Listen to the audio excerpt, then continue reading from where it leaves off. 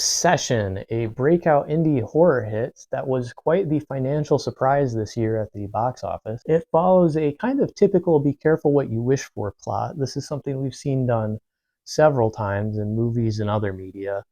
I know there's R.L. Stine novels. I think there's more than one with this topic. That's not to say this is not an original movie, though. It does some really interesting things with the topic, and sometimes the execution matters more than the originality of an idea. And I have to say, the execution here is really phenomenal. There is a reason this has been such a big breakout hit. We follow our protagonist, Bear, here, who I'm going to spoil his wish, but basically, he has a crush on this girl, but is too much of a coward to do anything about it, and basically wishes for her to be obsessed with him.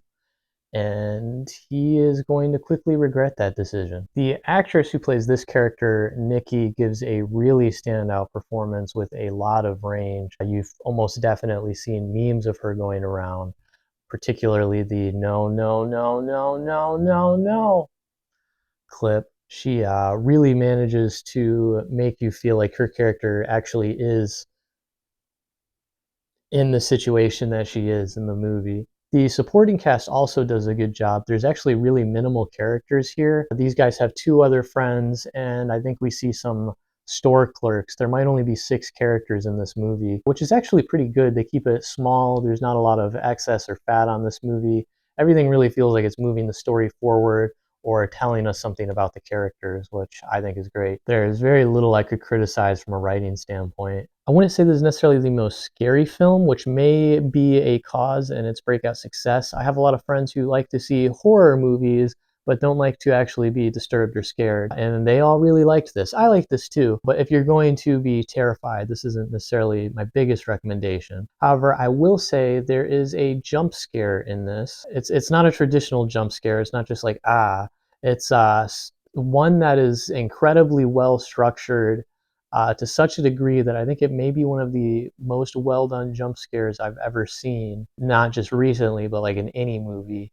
It is very high up there if I were to make a tier list of jump scares. I think if you've seen the movie, you'll know what I'm talking about.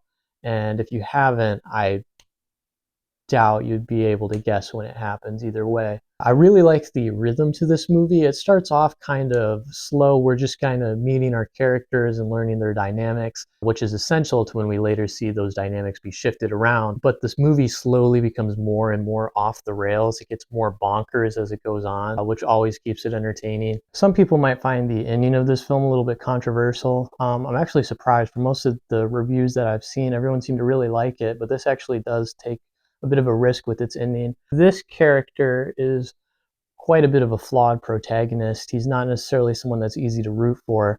Obviously, he is kind of forcing his will on someone else and in many ways removing this character's agency. This is something we've seen a lot of recent films address, this idea that men don't see women as their own people and just kind of want to inflict what they want onto them. And I'm glad more things have addressed this in recent memory, though I hope it doesn't necessarily reflect a broader trend in reality. But obviously, you're going to have some people who are rooting for this character just because he's in the protagonist role. We see that with shows like Breaking Bad or Death Note. I really like this guy's friend had some, the actor who plays him had some really funny bits. He plays a bit of an asshole douche character, not necessarily an asshole, but a bit of a flawed character.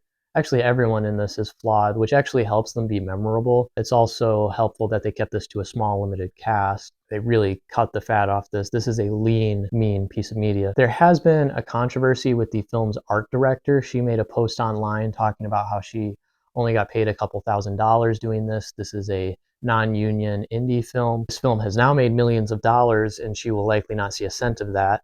That's probably true for several members of the production. That is a risk you take when doing something like this. The director of the film has come out and said, and I largely agree with this, he's hopeful that everyone who worked on this will be able to use this opportunity to, get their name out there from this film's success and hopefully get more work as a result of that. I understand it's hard out there. I gave Obsession a 5 out of 6. 5 out of 6.